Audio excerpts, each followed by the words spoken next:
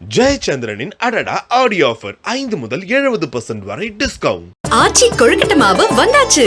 ஆச்சி கொழுக்கட்டை மாவிற்கு கொழுக்கட்டை அச்சை கேட்டு வாங்குங்கள். நலம் காக்கும் ஸ்டாலின், உங்கள் குடும்பத்தின் நலன் அரசின் பொறுப்பு. கட்டணமில்லா மருத்துவ சேவைகள்.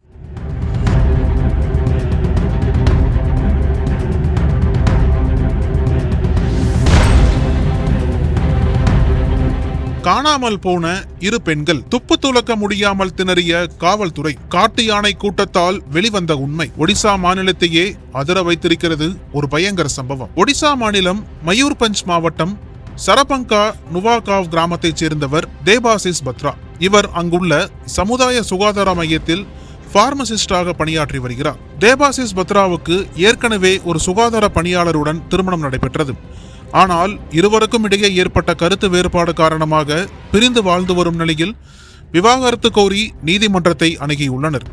இது தொடர்பான வழக்கு நீதிமன்றத்தில் நிலுவையில் உள்ளது. இந்நிலையில் கடந்த 2 ஆண்டுகளுக்கு முன்பு சோனாலி தலே என்ற பெண்ணை தேபாசிஸ் பத்ரா திருமணம் செய்து கொண்டார். திருமணமான சிறிது காலம் இருவரும் நன்றாக வாழ்ந்து வந்த நிலையில் தேபாசிஸ் பத்ராவுக்கும் அவரது 2வது மனைவி சோனாலிக்கும் இடையே கருத்து வேறுபாடு ஏற்பட்டது. மேலும் அவ்வப்போது குடும்ப பிரச்சனைகள் தொடர்பாக சண்டைகளும் நடந்து வந்ததாக கூறப்படுகிறது. இந்நிலையில் ஜூலை 19ஆம் தேதியன்று சோனாலியின் தாய் சுமதி தலை தனது மகளை பார்க்க வந்திருக்கிறார். ஆனால் மறுநாள் தேபாசிஸ் பத்ரா தனது மனைவி மற்றும் மாமியார் இருவரையும் காணவில்லை என்று குலியானா காவல் நிலையத்தில் புகார் அளித்துள்ளார். புகாரின் பேரில் வழக்கு பதிவு செய்த காவல்துறையினர் காணாமல் போன சோனாலி மற்றும் அவரது தாய் சுமதியை தீவிரமாக தேடி வந்தனர். ஆனால் இது தொடர்பாக எந்த துப்பும் கிடைக்காமல் இருந்தது. இச்சூழலில் ஜூலை 28ஆம் தேதி காட்டு யானைகள் கூட்டம் ஒன்று தேபாசிஸ் பத்ராவின் வீட்டின் பின்புறத்தில் உள்ள அவரது தோட்டத்திற்குள் புகுந்து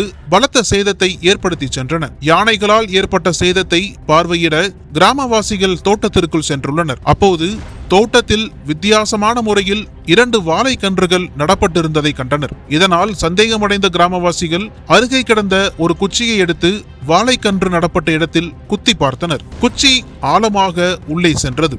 பின்னர் அந்த இடத்தை சிறிது தோண்டிய போது துர்நாற்றம் வீசியிருக்கிறது. இதைத் தொடர்ந்து சரபங்கா நுவாகாவ் கிராமவாசிகள் குலியானா காவல் நிலையத்திற்கு தகவல் தெரிவித்தனர். சம்பவ இடத்திற்கு வந்த காவல்துறையினர் JCB எந்திரத்தின் உதவியுடன் தோண்டி ஆராய்ந்தனர். அப்போது அந்த குழியில் பிளாஸ்டிக் பைகளில் சுற்றப்பட்ட 2 பெண்களின் அழுகிய உடல்கள் கண்டெடுக்கப்பட்டன. அவை காணாமல் போன சோனாலி மற்றும் அவரது தாய் சுமதி என அடையாளம் காணப்பட்டது. இதையடுத்து தேபாசிஸ் பத்ராவை போலீசார் விசாரித்த போது பல அதிர்ச்சிகரமான தகவல்கள் வெளியாகின. விசாரணையில் ஜூலை 19ஆம் தேதியன்று எனக்கும் சோனாலிக்கும் இடையே தகராறு ஏற்பட்டது. அப்போது வீட்டிற்கு வந்த மாமியார் சுமதியுடனும் சண்டை ஏற்பட்டது. ஒரு கட்டத்தில் ஆத்திரமடைந்து கல்லால் அடித்து மனைவி சோனாலியையும் மாமியார் சுமதியையும் கொன்றுவிட்டேன். பின்னர் உடல்களை பிளாஸ்டிக் பைகளில் சுற்றி வீட்டின் பின்புறத்தில் உள்ள எலுமிச்சை தோட்டத்தில் புதைத்து சந்தேகம் வராமல் இருக்க வாழை மரங்களை நட்டுவிட்டேன் என்று தேபாசிஸ் அதிர்ச்சிகரமான வாக்குமூலம் அளித்திருக்கிறார். இதனைத் தொடர்ந்து உடல்களை மீட்டு பிரேத பரிசோதனைக்காக அனுப்பி வைத்த போலீசார் தேபாசிஸ் பத்ராவை கைது செய்து விசாரணை நடத்தி வருகின்றனர். இது குறித்து பேசிய பரிபாடா உதவி காவல் கண்காணிப்பாளர் தீபக் கோச்சயாத், இந்த விவகாரத்தில் சம்பந்தப்பட்டவரை கைது செய்து விசாரித்து வருகிறோம். மீட்கப்பட்ட இருவரின் உடல்களும் பிரேத பரிசோதனைக்கு அனுப்பப்பட்டுள்ளன. அறிக்கை கிடைத்த பின்னரே முழு விவரங்கள் தெரியவரும்.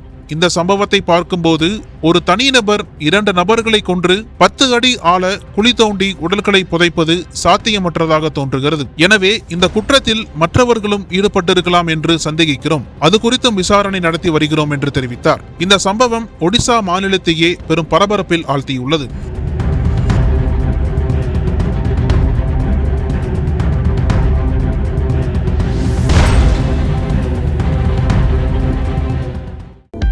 அனல் பறக்கும் செய்திகளை அப்டேட் செய்து கொள்ள நக்கீரன் களத்தை இப்பவே சப்ஸ்கிரைப் பண்ணுங்க.